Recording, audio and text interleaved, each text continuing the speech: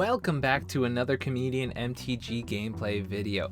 I am your host Ian, and today we have another great cEDH game. Now today's game was actually one of the longest we've had on the channel. It was about 90 minutes in length, and I'm gonna try and cram that 90-minute game in under 10 minutes, and we're going to try and talk about all the important talking points of the game and trying to get all the same information for you in 10 minutes. Before we get to the game, please, while you're here on YouTube, remember to hit that like, subscribe, and ding that little bell icon so you can see whenever we have new videos. All that stuff is completely free. And if you are feeling generous and want to go that extra mile, please go check out patreon.com/comedianmtg. That's going to be in the show notes down below. It really helps out the channel a ton, and our patrons get huge benefits like exclusive access to our Discord, names in the credits of the show, and many, many more. My commander today is Elsha of the Infinite. This is one of my favorite commanders, and it's also one of my earliest commanders. I took this to one of my first ever cEDH tournaments, and it was one of the first decks I had competitive success with. Not only do I work on the deck myself, but I also have collaborated a lot with Flash Andretti, who is the man who maintains the primer list on the cEDH decklist database. We did an interview with him in the cEDH cast, so you can go check that out there. Now, Elsha provides you with a lot of advantage throughout the game, and the deck seeks to win through a number of different combos. The first being the classic of Elsha and a cost reducer for Sensei's Divining Top, which lets you draw your whole deck.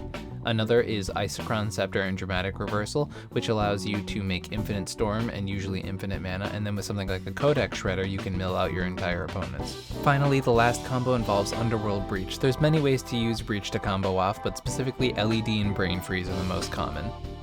Let's check out the pod from today's game. First up's Crossfire Cat. He's actually one of my teammates in the Patron League going on right now in the cEDH Nexus. In this game, he's playing Jeleva Consult. Second is me, and I'm playing Elsha, top. Third up is Abel. He's playing Tymna the Weaver and Ikra Shadiki. It's an ad nauseam deck. And finally is Sam, and he's playing Animar. So my opening hand is an Enlightened Tutor, Sensei's Divining Top, Mental Misstep, Curse Totem, Gemstone Caverns, and Scroll Rack. I have a feeling the Curse Totem is going to be the weakest card in the hand, and being on a lower mulligan, I really don't want to have to play the police at the table, so I end up exiling that to the Gemstone Caverns. From here, I can use the Enlightened Tutor to grab a Mana Crypt, and play this top and be able to use the top early in the game. So the hand has a lot of good things going for it. It's especially good because Elsha is the kind of commander you want to get out as early as possible. So having all the early acceleration with the early ability to filter the cards and filter what I draw for each turn, it's definitely a hand I'm happy to keep. Before the game begins, I use my Gemstone Caverns. Crossfire starts his turn by just drawing a card and casting an Imperial Seal. I grab my Enlightened Tutor to go get a Mana Crypt. The Mana Crypt's going to really help me accelerate my early turns.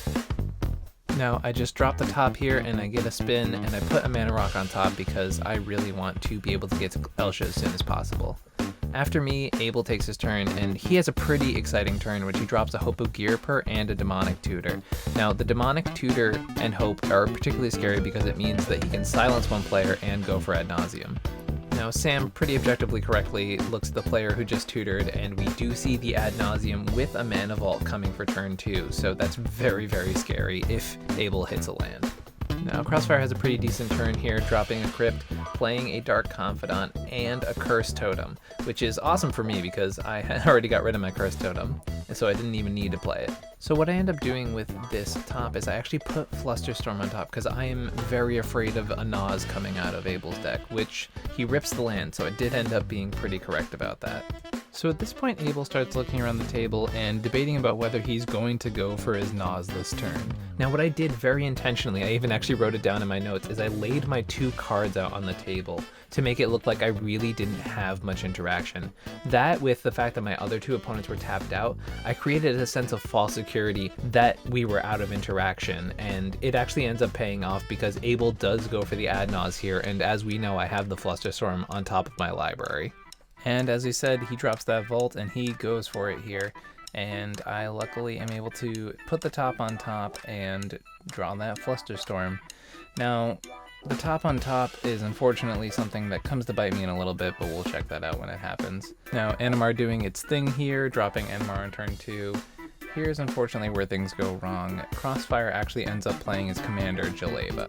And the top combo is by far one of my easiest to assemble, so with that being exiled permanently, I'm not really happy about how this has gone. It's especially rough seeing as I stopped the win. Now, I draw a Wheel of Fortune off top, which I happily cast. My new hand is a Dockside Extortionist, Windswept Heath, Mana Confluence, Pyroblast, Muddle the Mixture, Swansong, and Flooded Strand. My plan from here is just to jam that Dockside and try and get Elsha out and keep up interaction. So I drop down the Dockside and it's actually able to make me 7 treasures already this early in the game. I use 5 of them to play Elsha and just pass the turn. Now Abel had been kind of all in on this early Nas, so his pivot right now is basically jam as much Tymna value as I can. So he drops Ikra and he actually drops Tymna and is able to go to combat and get a card off Hope of Gearper, knowing that next turn he's going to have a lot of value from Tymna. Now, this turn, Sam drops a Shimmer Mirror, which is actually a unique piece that he plays in Animar, and it actually allows him to combo at instant speed, so knowing that it's out is very important. Crossfire is already Imperial Sealed, so I do counter his Mystical Tutor here on his upkeep. And when he fights over it, what I decide to do instead is actually Pyroblast his commander.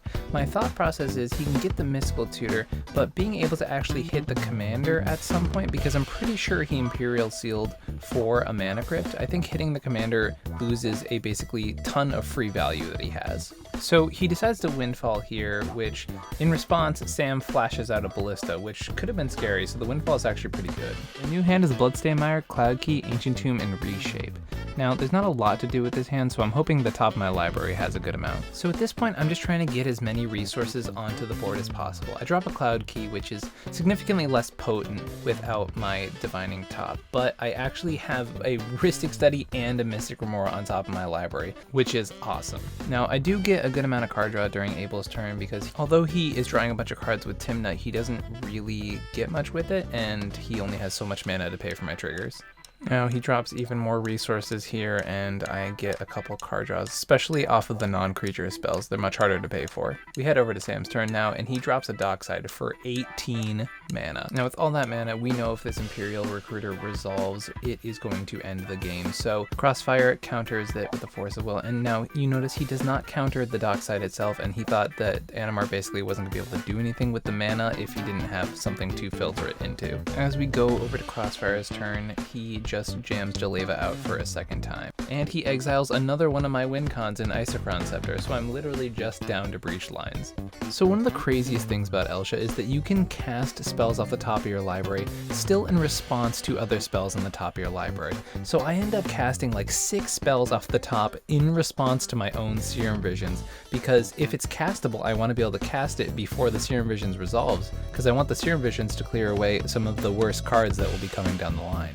Now, when I flip over the Lion's Eye Diamond with an Intuition already on the stack, Crossfire feels like he has to respond because he basically knows I'm just assembling a combo right now with Intuition alone. So he counters Intuition. I flip a couple artifacts off the top in hopes of finding an answer, but I do not find anything. So Intuition gets countered, but Gamble still resolves. So I'm very nervous when going for this Gamble because basically if Underworld gets pitched to the yard, I have to dig for a Sevine's Reclamation, and if not, I don't have an answer. Luckily, Cyclonic Rift gets pitched, and I get to play my Breach. So Abel, knowing that Brain Freeze is one of the win cons with Elsha and Breach lines, actually plays an Autumn's Veil so that he cannot be targeted by Brain Freeze to be milled out. I gamble again, putting Brain Freeze in my hand, and then immediately crack LED, making 3 blue mana so that I can cast the Brain Freeze out of my graveyard. So at this point, I'm really wondering what combination of cards can actually get me to the avenue to win the game. I decide the most effective method is going to be to accumulate enough Storm so that Elsha has a higher power and toughness than everyone's life total. So I do this by casting Dramatic Reversal and snapping Dockside up to my hand and then playing it again. This is going to generate me nearly infinite Storm with the size of my graveyard at the moment. After that, I'll cast a Swords to Plowshares on Elsha, gaining that much life. From there, I'll cast a Rolling Earthquake with all of the mana I've accumulated, with a total being higher than the life total of all of my opponents. Thank you for joining me for another gameplay episode here on Comedian MTG. Hope you guys have an amazing week. Bye!